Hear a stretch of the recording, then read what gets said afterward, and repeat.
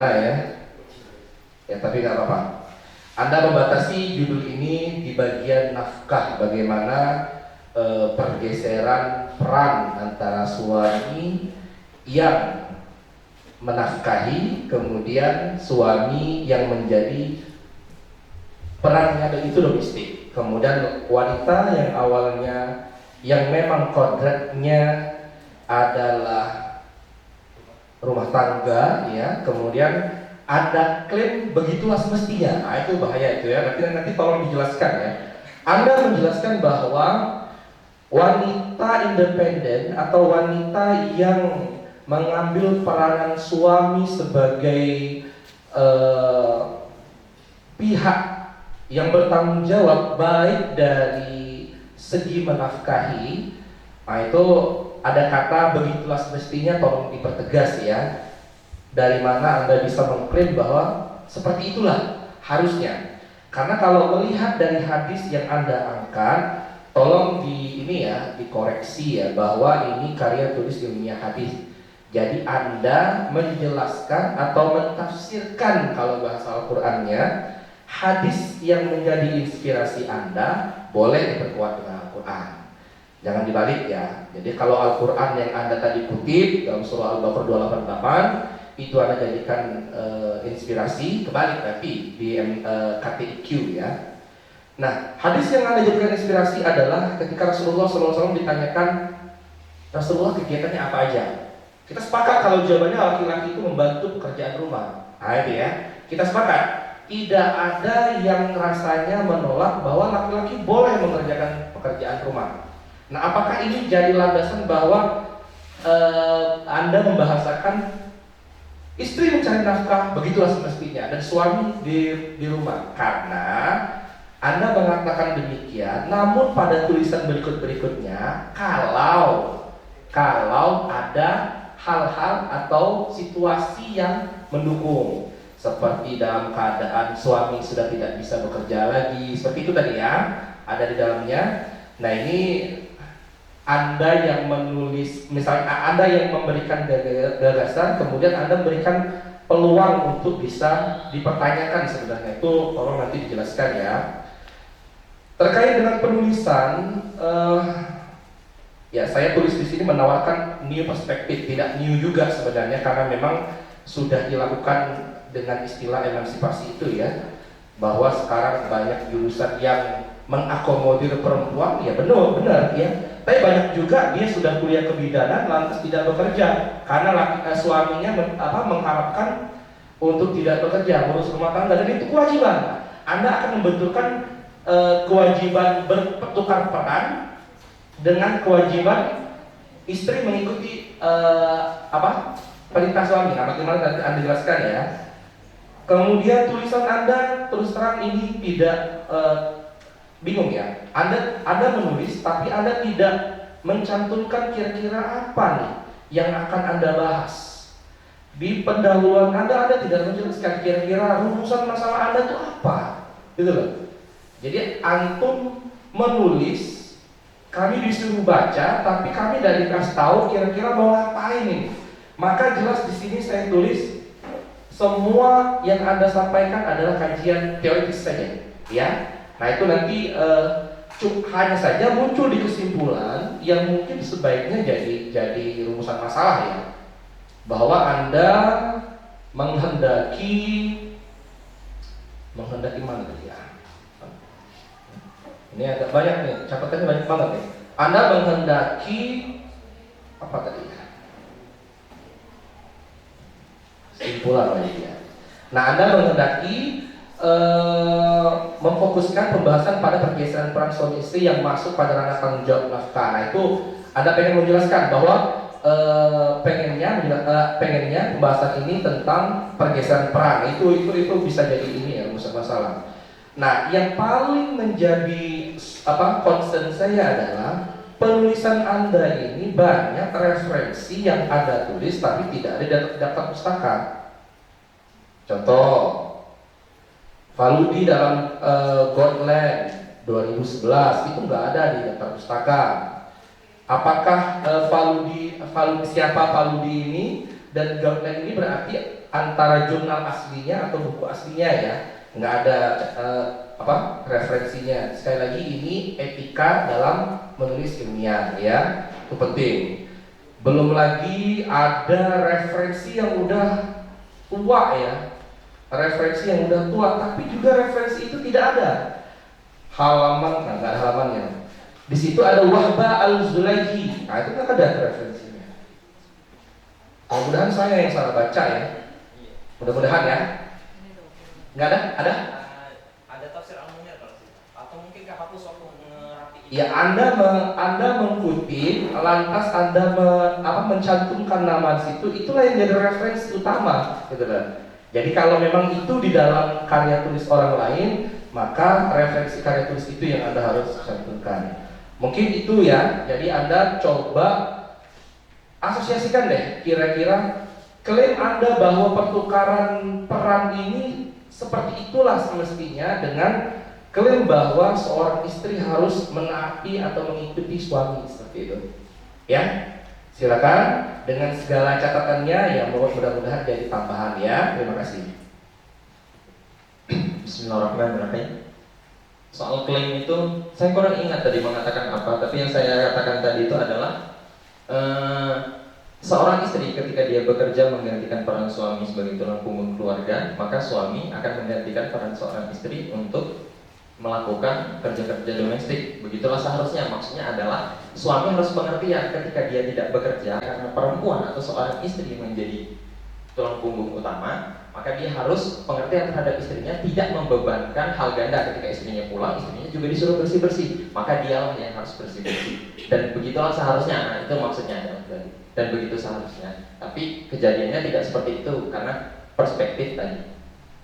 Ada suami tidak pengertian sehingga dia sudah tidak bekerja atau penghasilannya tidak cukup, istrinya pulang disuruh bersih-bersih juga, padahal istrinya sudah bekerja untuk keluarga sebagai penopang ekonomi, begitu maksudnya. Ya, makanya di situ ada tulisannya ya, ada fakta, ada masalah, dan bagaimana kira-kira seharusnya ya, itu tidak cantumkan di sini. Maka jangan ya tulisan Anda tuh terlihat keren, tapi sistematika penulisannya justru kacau. Ya. Oke. Dimana tadi untuk kutipan-kutipannya ada respon? Ya, untuk kutipan-kutipan itu kayaknya saya sebelumnya mendapati ada jurnal yang pernah dipakai untuk ikut STQ juga, dan situ ada jurnal dia tuliskan dalam dalam catatan kakinya, tapi di daftar pustaka tidak ada. Saya kira tidak apa-apa karena sebelumnya saya itu memutuskan untuk memakai footnote, Pak. Tapi karena footnote itu begitu rumit, karena setiap catatan kaki harus di footnote-kan. Ini pertama kali saya memakai in note itu, bukan pakai footnote, mencoba gitu kan. Oh, ini pertama kali pakai intratext. Iya. Namanya apa? Nama apa? Penulisannya apa? Enggak. Tidak tahu. Iya, tidak tahu. Ini termasuk kekurangan kami. Kalau Anda menggunakan satu metode tertentu tidak masalah. Ya, yang penting Anda tahu bagaimana cara penulisannya. Iya, baik. Ini apakah mencantumkan page atau tidak? Nah, itu kan ada ketentuannya ya. Iya. Di apa terbaru itu kita harus mencantumkan page. Misalnya nama, koma, page, titik, tahun, gitu ya. Iya. Nah, itu kalau intratext. Tidak ada yang jadi masalah kecuali ketika kita mengutip, kita tidak bertanggung jawab kutipan kita itu diambil dari mana. Oh iya. Ya. Iya. Itu jadi masalah ya. Ustaz? Izin mengkonfirmasi, Pak. Sebelumnya juga karena ada gap tadi, dan mungkin tadi sebenarnya saya mau konfirmasi, tapi karena sudah habis waktu, bahwa memang STQH ini pengalaman pertama saya untuk menulis karya tulis ilmiah hadis gitu kan, karena pada biasanya itu KTIQ gitu kan, Quran, dan memang jurusannya tafsir sebelumnya. Jadi saya mencoba menghubungkan bagaimana tafsir ini bisa menginterpretasi hadis. Ternyata jurinya Dewan Hakim lebih pinter. Iya.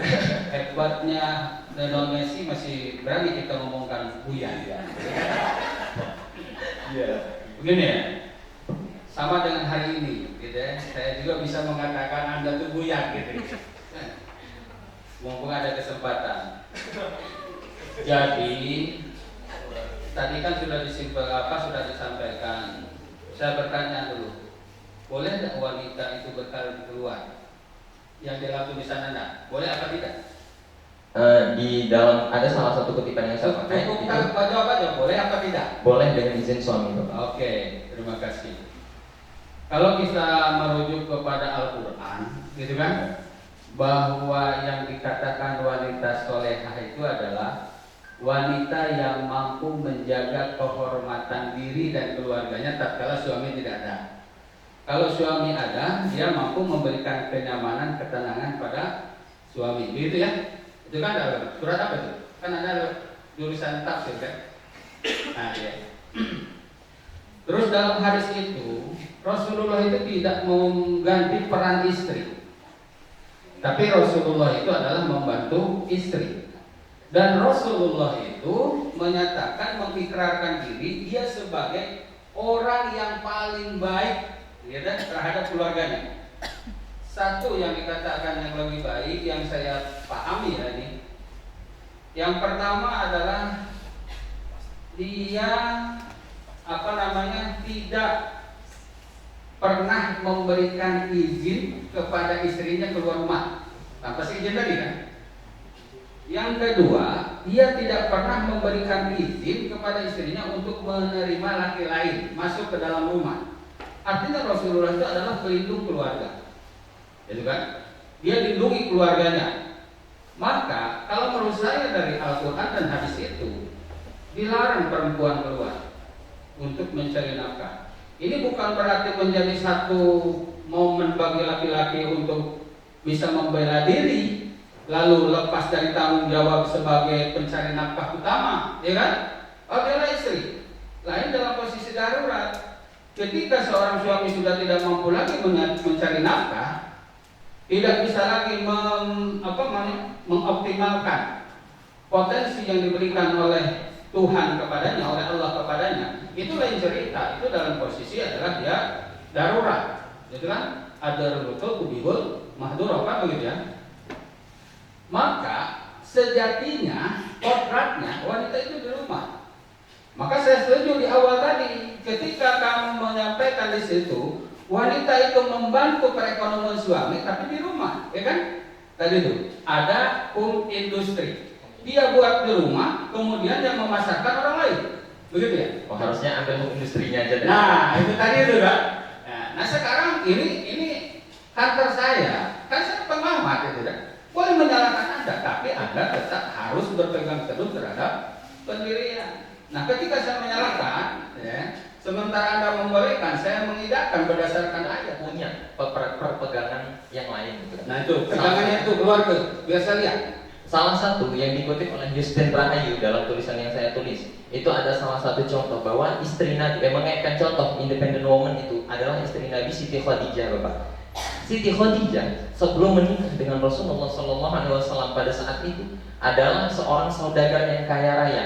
Pun ketika setelah menikah dengan Rasulullah, Khadijah adalah orang yang menopang jalan dakwahnya Rasulullah ketika dakwah Rasulullah tidak lagi dakwah yang sir, dakwah yang diam-diam. Pun begitu melihat hadis yang tidak saya cantumkan di sini, tapi ada dalam tulisan saya, Bapak. Di situ saya ada tulis bahwa ketika Zainab istri Abdullah itu ingin bertanya kepada Rasulullah, itu Zainab bertanya kepada Rasulullah, datang kepada Rasulullah, yang berarti keluar rumah. Dan itu sebelum Zainab itu keluar rumah, itu disuruh oleh Abdullah atau Ibnu Mas'ud, suaminya sendiri. Awalnya ceritanya itu adalah Ibnu Mas'ud dan Zainab itu mendengar Rasulullah bersabda bahwa bersedekahlah, sedekah itu baik, gitu kan. Termasuk sedekah yang paling baik adalah sedekah kepada keluarga kalian sendiri.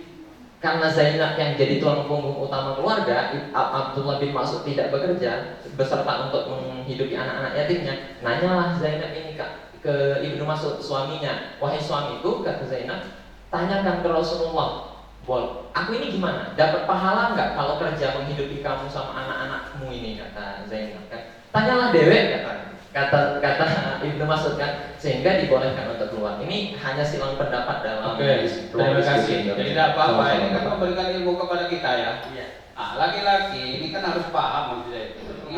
Itu kan cuma sodako, ya. Nah, cuma maksud saya itu gini, ketika Anda membolehkan dalam tulisan ini keluar rumah, Sementara pada saat itu Khadijah itu kan keluarga sebelum jadi istri Rasul. Setelah jadi istri Rasul kan disuruh ke rumah kan? Tidak lagi. Tidak boleh dia, ya kan? Maka dia menghabiskan hartanya untuk perjuangan dakwah Rasul, gitu kan? Bukan berarti tidak berkarya, tidak produktif, produktif. Sampai dia mengatakan seandainya nanti Rasulullah masih butuh pertolongan aku, tidak ada lagi yang bisa aku berikan, jadikan tulang belulangku untuk nyudakan gitu ya. Nah itu. Jadi begini, kalau kodratnya wanita tetap di rumah, gitu ya. Kodratnya wanita tetap di rumah, gitu ya. Tapi ketika memberikan solusi itu tadi mungkin sebatas dalam hukum industri. Makanya wanita karir itu kan sebenarnya kan sekarang kebaruan. Ketika itu dibolehkan, maka dalilnya pun harus ada yang menguatkan. Inilah yang dibawakan oleh kamu itu, gitu ya. Ini nih hadisnya tuh, itu kan. Ini Al-Qur'annya, boleh kok wanita keluar, gitu kan? Dengan catatan seizin suami. Sekarang kan izin apa tidak dengan suami? Kamu itu kalau orang wanita itu kalau sudah bekerja tidak lagi minta izin, tidak. Tapi ngasih tahu, aku gawe ya. Kita mana udah izin, betul nggak? Konfirmasi. Oke ya, itu cuma ini. Aneh, tidak apa-apa diskusi, tapi memberikan ilmu. Cuman ini adalah saran bagi kita untuk tetap mempertahankan apa yang kita sampaikan. Jangan kamu putus asa ketika Dewan Hakim menyalahkan kamu, tidak lah. Itu kan? Tapi bagaimana kita mencari celah untuk membela kebenaran itu? Contoh yang tadi itu, pangan apa ketahanan keluarga? Kan udah kan? Kalau ada kaitannya bahwa yang dikandung oleh apa namanya daun kelapa tadi, daun pisang tadi, dengan menyembuhkan itu kan bisa tuh. Ini kan ada, ya kan? Kalau dikelola dengan baik mampu meningkatkan ketahanan pangan. Ini begitu disalahkan langsung kabar itu lah dia. Ya kan lah. Oke, demikian terima kasih.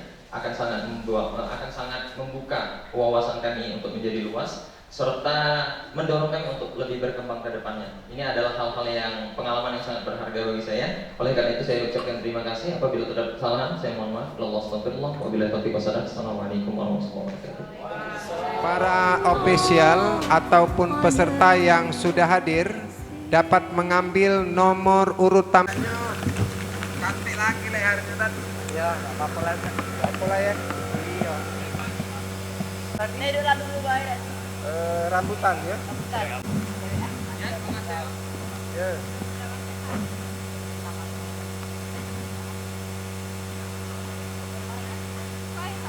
Oh jangan. Inilah final. Nggak apa-apa lah. Jangan. 04 ya.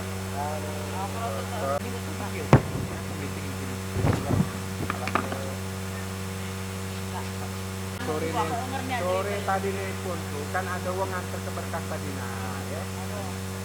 Teman-teman. Ke ini ke pangkal banji. Balik.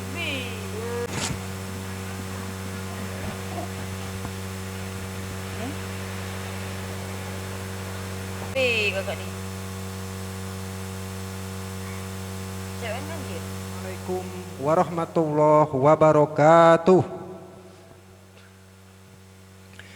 Segala puji bagi Allah Subhanahu wa Ta'ala yang telah melimpahkan rahmatnya sehingga kembali kita dapat berkumpul pada kesempatan malam hari ini dalam rangka mengikuti sekaligus menyaksikan di cabang tilawah dewasa final yang sama-sama kita muliakan para Dewan Hakim Haji Abadil SAG MSI turut menyaksikan peserta yang berbahagia Bapak Ibu hadirin yang insya Allah dirahmati Allah. Sebelum kita memulai, mari Bismillahirrahmanirrahim.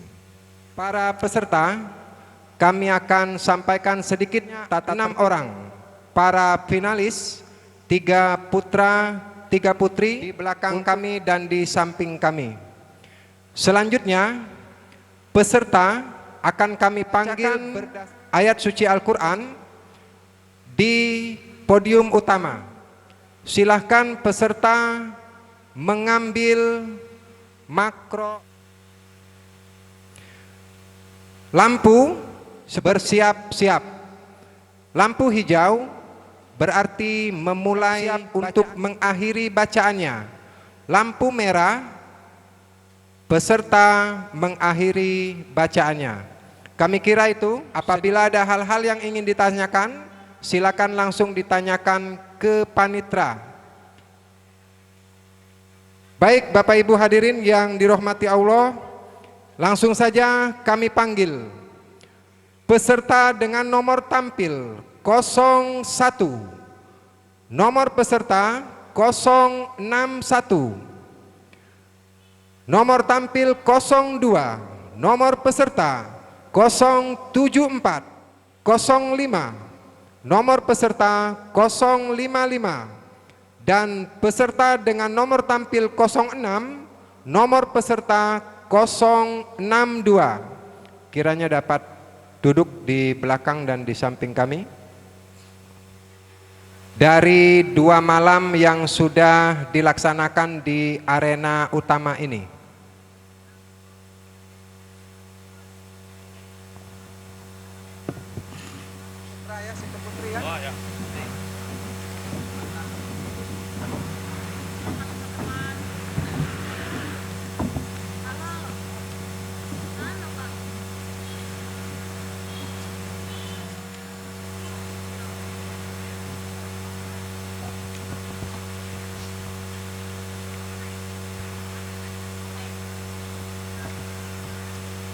baik, langsung saja kami panggil peserta yang pertama.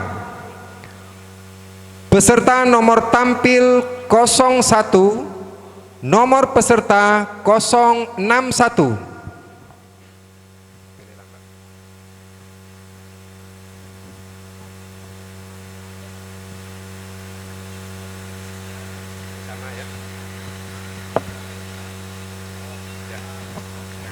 Membacakan surah An-Nur ayat 41 halaman 355 dengan komposisi lagu 1. Bayati, 2. Sobah, 3. Jiharka, 4. Hijaz. Sekali lagi dengan komposisi lagu 1. Bayati, 2. Soba, 3. Jiharka, 4. Hijaz.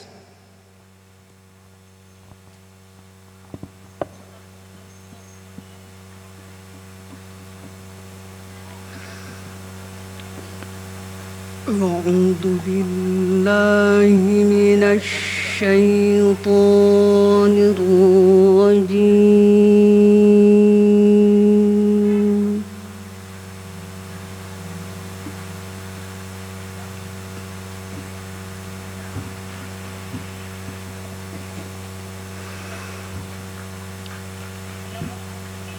Bismillahirrahmanirrahim.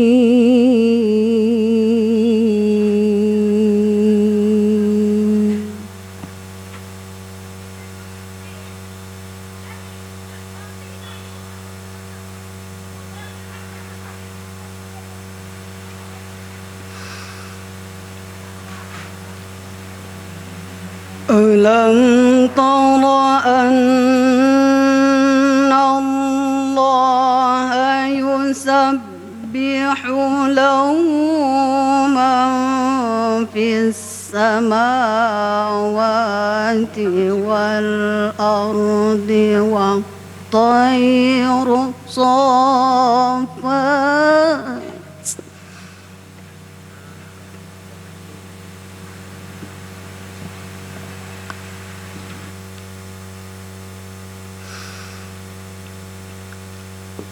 Kullun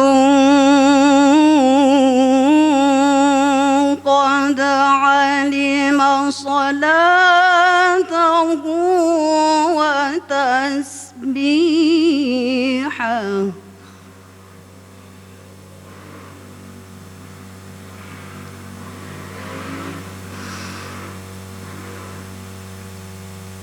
wallahu alimun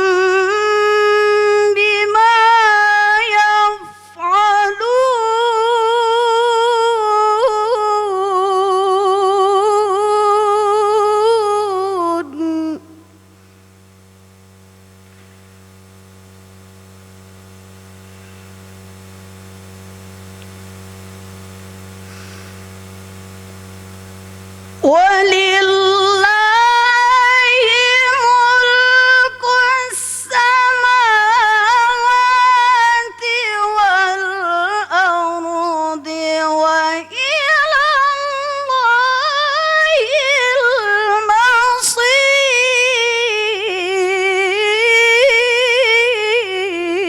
المصير.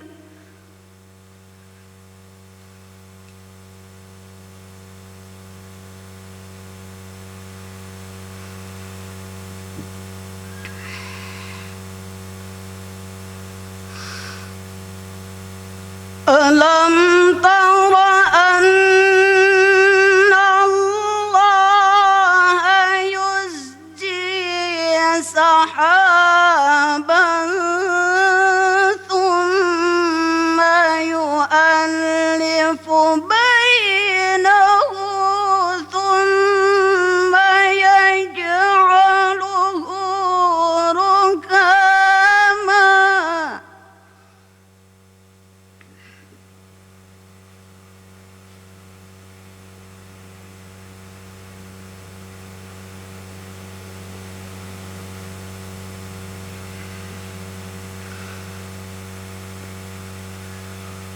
ثم يجعله ركاما فترى الودق يخرج من خلاله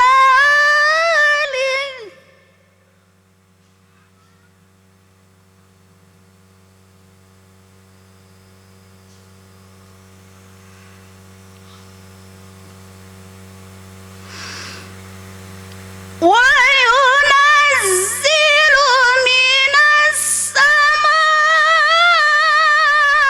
السماء من جبال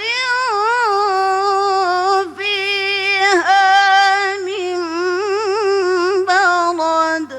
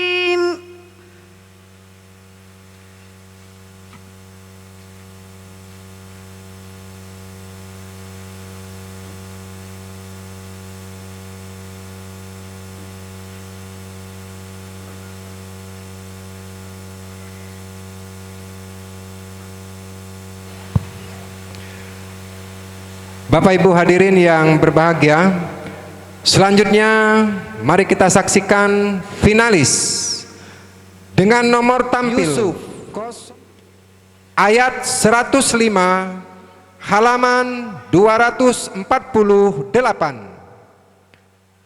dengan komposisi lagu 1. Bayati, 2. Jiharka, 3. Hijaz, 4. Nahawan.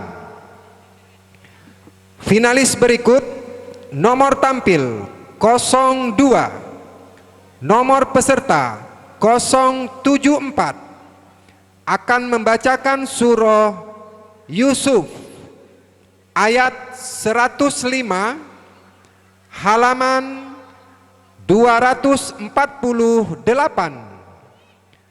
dengan komposisi lagu 1. Bayati, 2. Jiharka, 3. Hijaz, 4. Nahawan.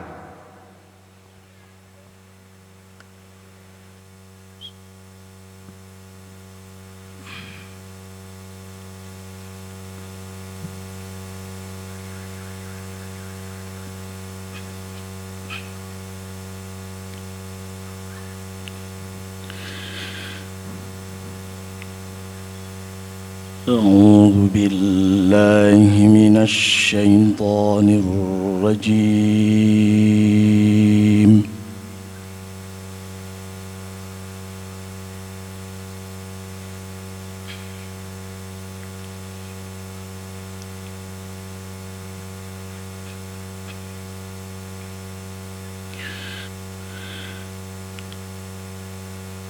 بسم الله الرحمن الرحيم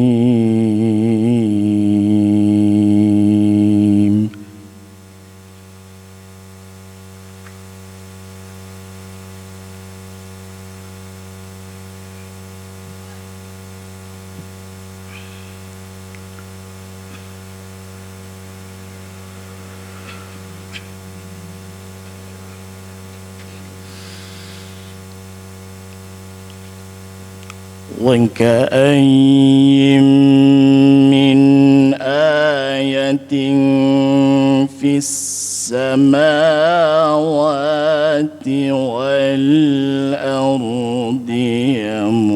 يمرون عليها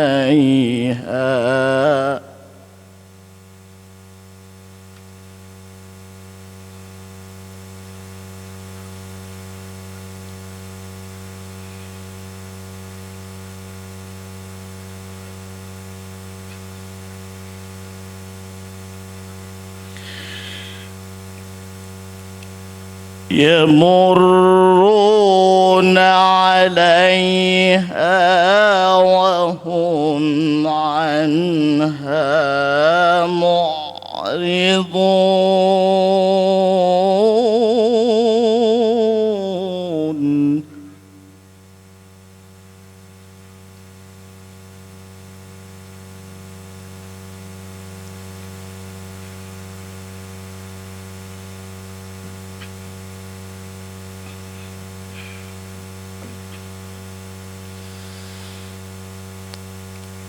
وما يؤمن أكثرهم بالله إلا وهم مشركون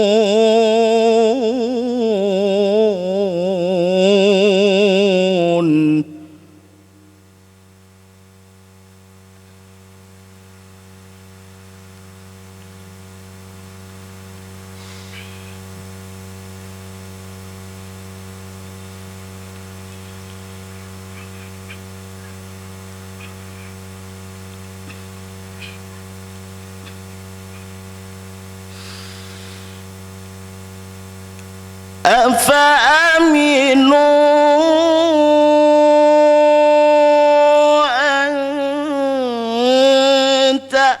تأتيهم غاشية عذاب الله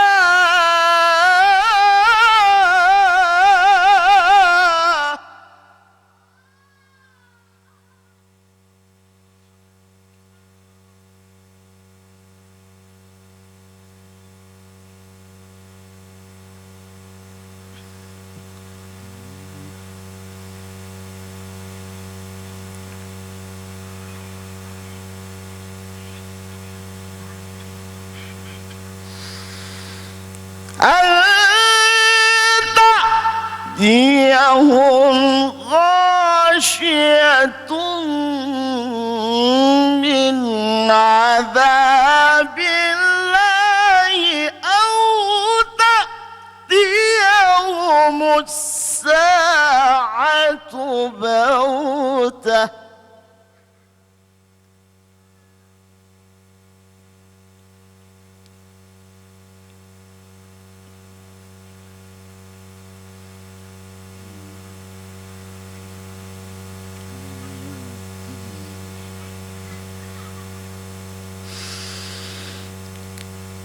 أو تأتيهم الساعة بغتة وهم لا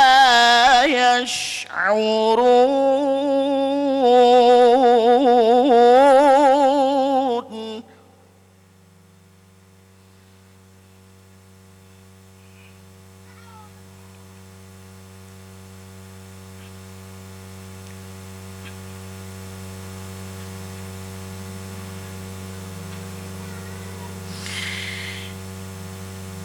قل هذه سبيلي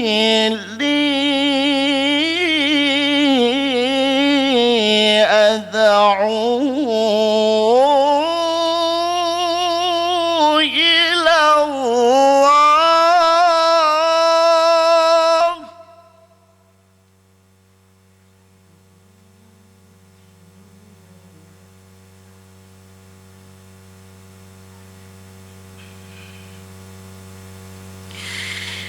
على بصيرة أنا ومن اتبعني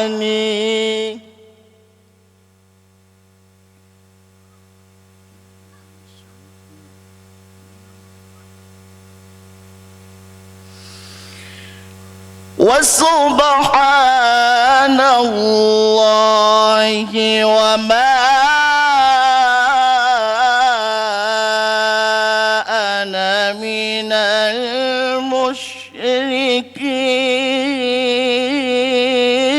المشركين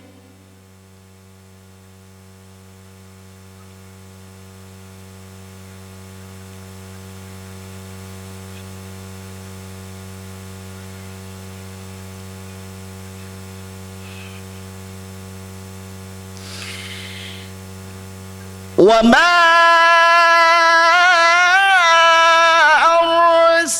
أرسلنا من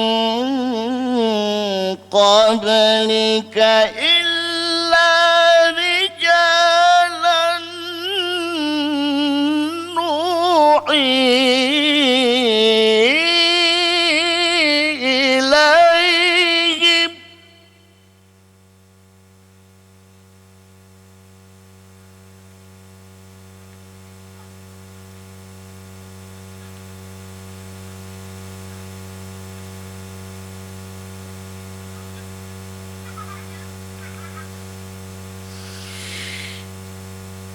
من قبلك إلا رجالا نوحي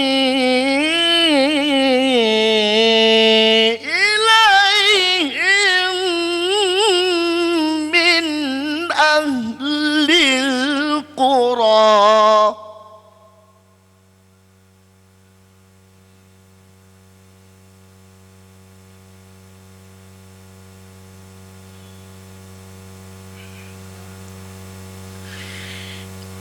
أفلم يسيروا في الأرض الأرض فينظروا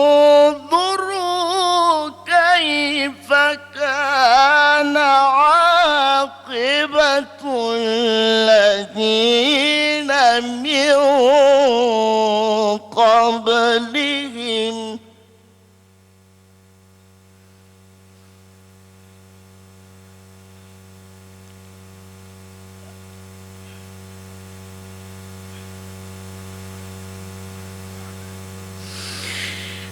ولدار الآخرة خير للذين اتقوا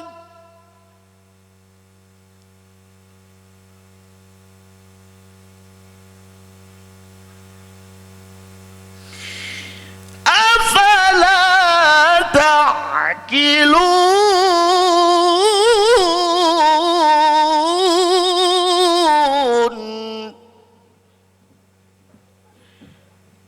أفلا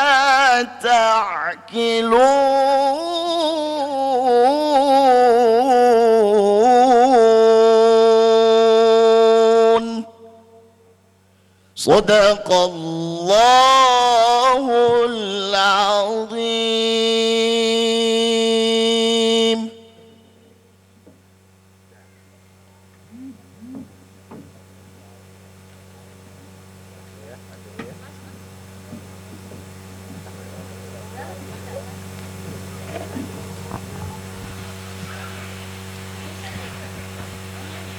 Bapak Ibu hadirin yang berbahagia, selanjutnya inilah penampilan finalis dengan nomor tampil 03, nomor peserta 053, akan membacakan surah Al-Anbiya ayat 42 halaman 325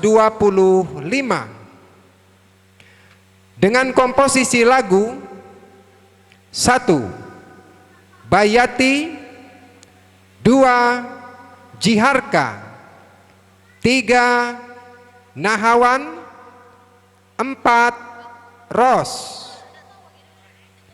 Kami ulangi, finalis nomor tampil 03, nomor peserta 053 akan membacakan surah Al-Anbiya ayat 42 halaman 325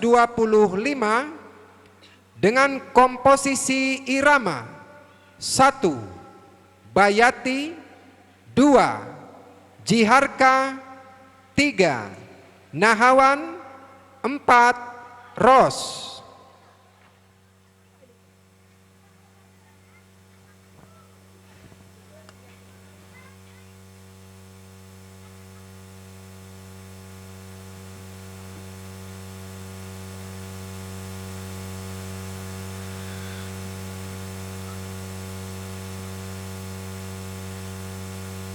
أعوذ بالله من الشيطان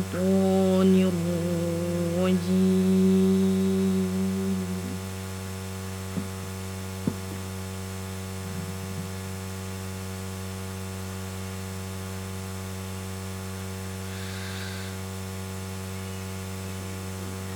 بسم الله الرحمن الرحيم.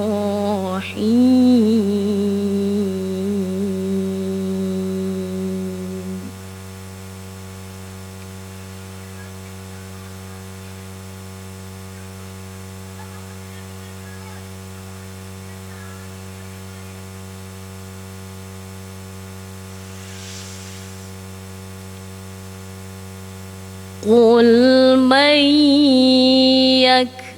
يكلؤكم بالليل والنهار من الرحمن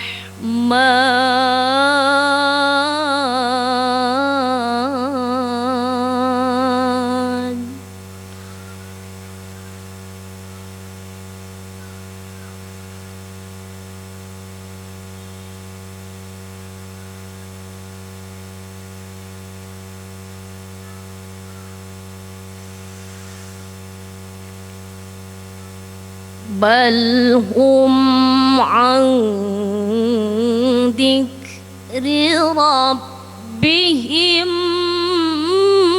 معرضون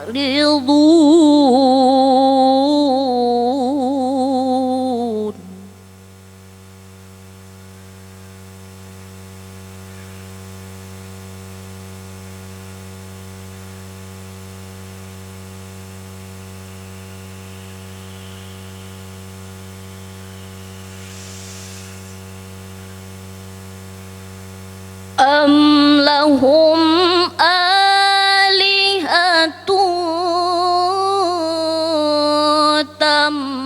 تمنعهم من دوننا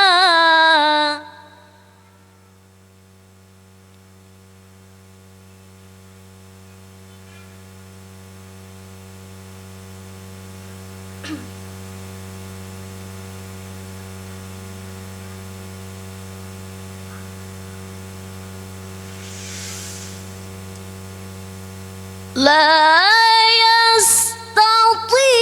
يستطيعون نصر أنفسهم ولا هم منا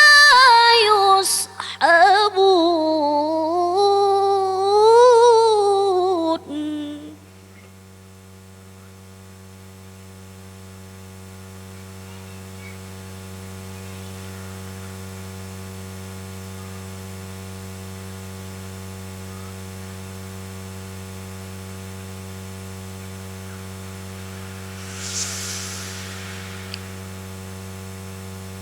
بل متعنا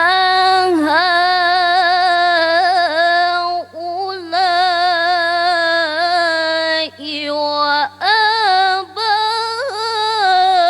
وآباءهم حتى طال عليهم العمر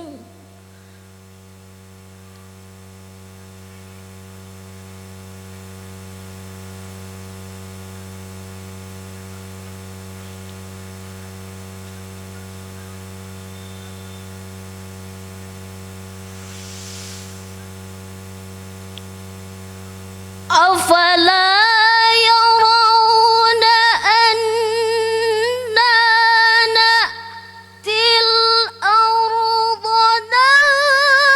ننقصها من أطرافها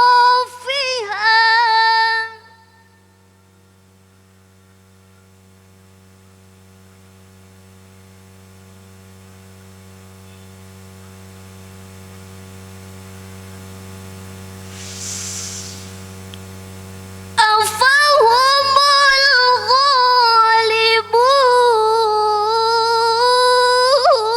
الغالبون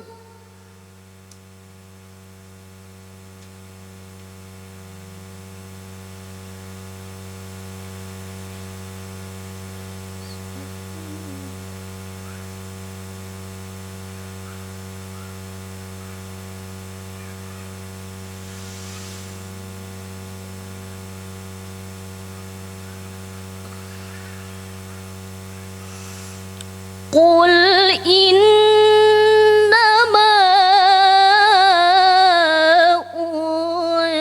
أنذركم بالوحي ولا يسمع الصم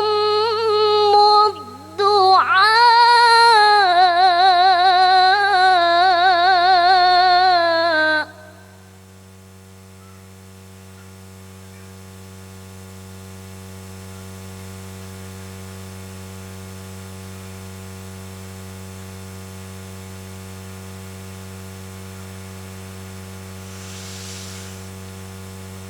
ولا يسمع الصم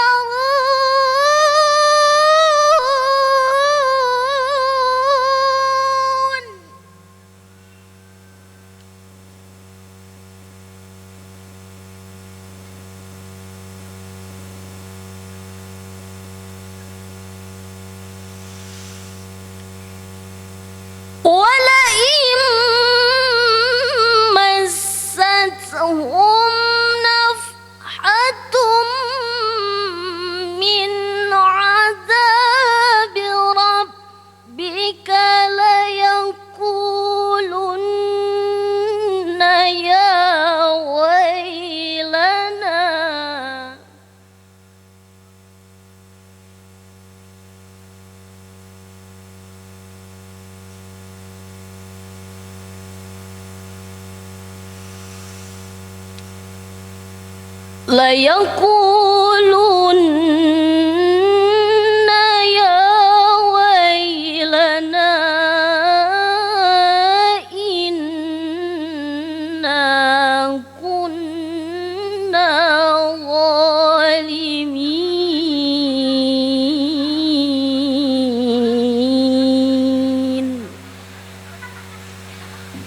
صدق الله العظيم.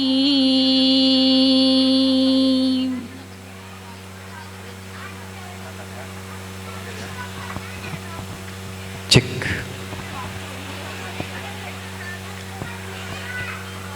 Dewan Hakim yang sama-sama kita muliakan, Bapak Ibu hadirin yang berbahagia dan insya Allah dirahmati Allah. Selanjutnya kami panggil finalis dengan nomor tampil 0